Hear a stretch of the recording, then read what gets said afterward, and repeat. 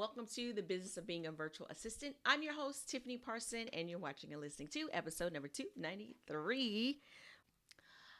I want to focus in on the fact that we are virtual service providers, and by the pure nature of what we do, things evolve, things change.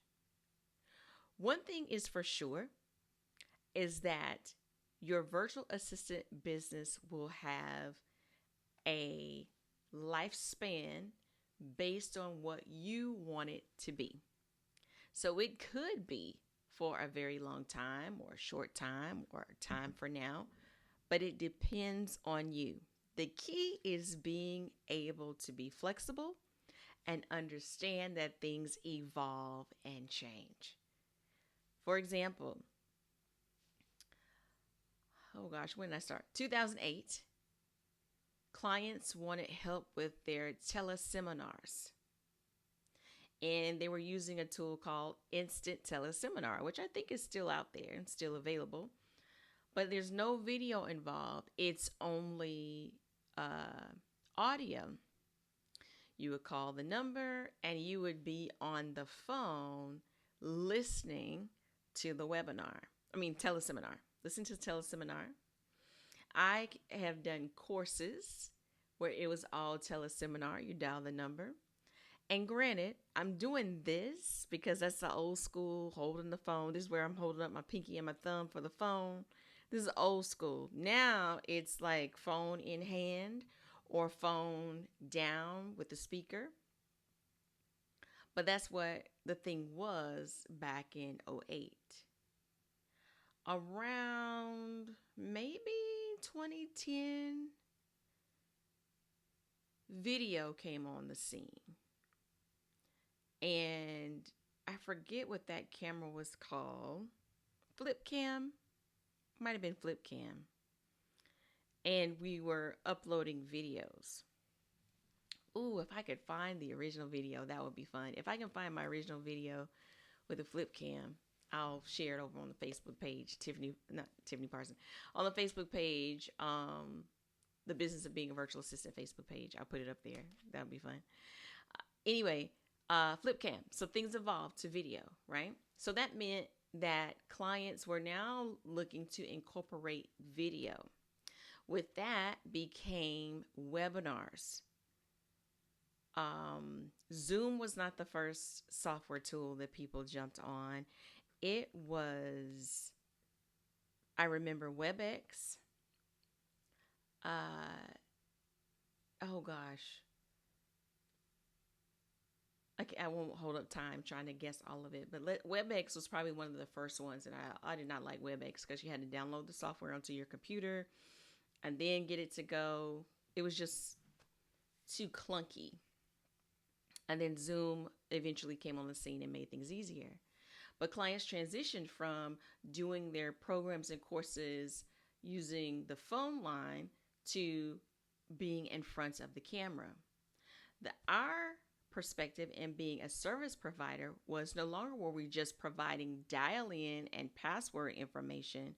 Now we're helping and making sure that we can see the client, their video is clear, background is clear, that if they're using any PowerPoint slides, that we can see those, if they plan to share any videos. It also means that we need to do some type of run through to make sure all the technology is working exactly how the client expects it to work.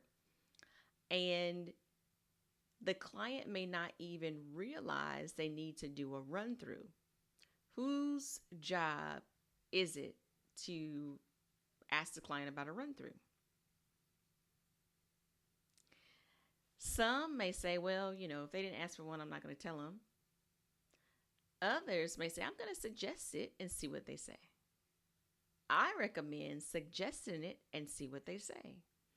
I mean, you're not the one presenting, they are, and your job is to help and support them in the way that they need you to help and support them. And going through this run through will help ease some of the nerves, especially if this is their first one. and you can let them know how this is going to help, so they know to eliminate the glitches during the actual training.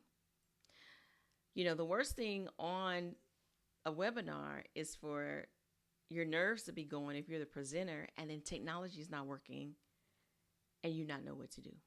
So that's where we come in, but that's where the evolving comes in at.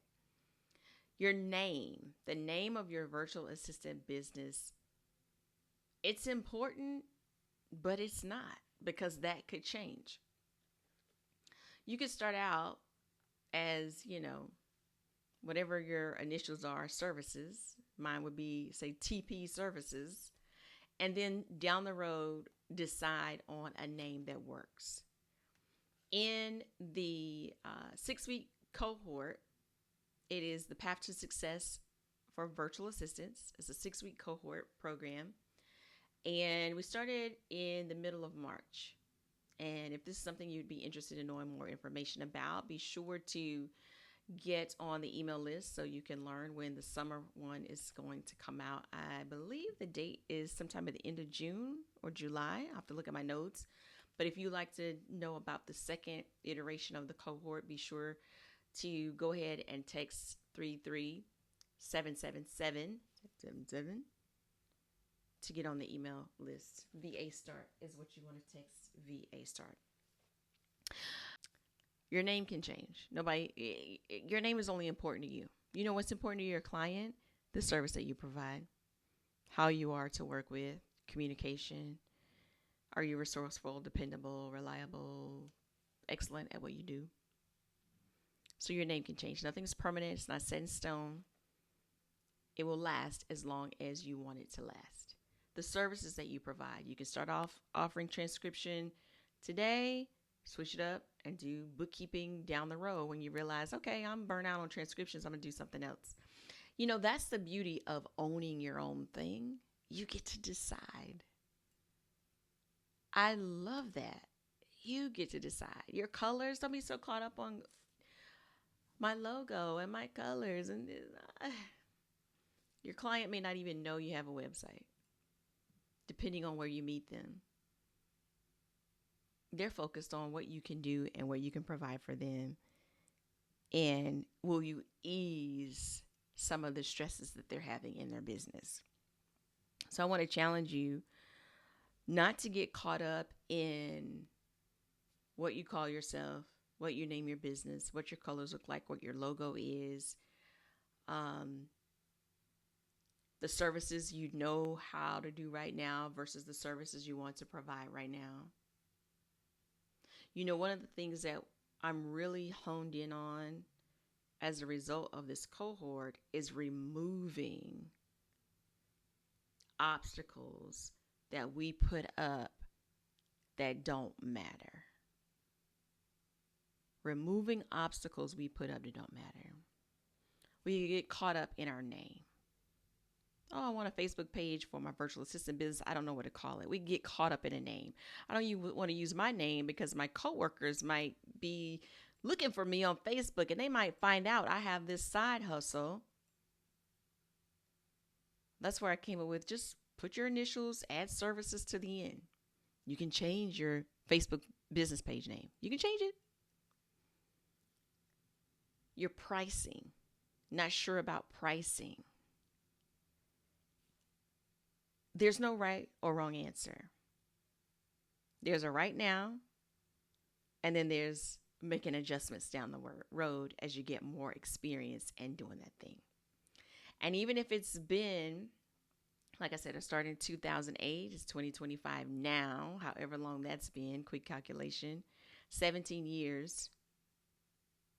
If I'm adding on a new service, guess what? I'm starting at square one in my pricing. If I'm adding on something I have personally not done before and I need to get training on, I'm starting from square one. Yes, my 17 years of experience brings with it the experience in working with clients virtually and communicating and talking and this and that, but not in regards to the actual service itself. It's always evolving, always growing. That is the life cycle of our business. That's the beauty of our business. Things grow, things change. If we are not growing and changing outside of business, what's the opposite of growing, changing? We're on the decline. We're on the decline. Nobody stays at a plateau. That plateau is eventually going to either decline or go up. So in business, you want to be constantly changing, evolving. So what are you doing this month to grow yourself, grow your business, do more than what you were doing before? I want to hear about it. Share in the comments below if you're watching on Facebook or YouTube. And if you're listening and you're taking me on your drive, where are we going today? I'd like to hear about that as well. Find me over on Facebook, The Business of Being a Virtual Assistant, or you can just use our link, facebook.com/TBBVA. Thanks so much for watching and listening. You have a wonderful and fantastic day.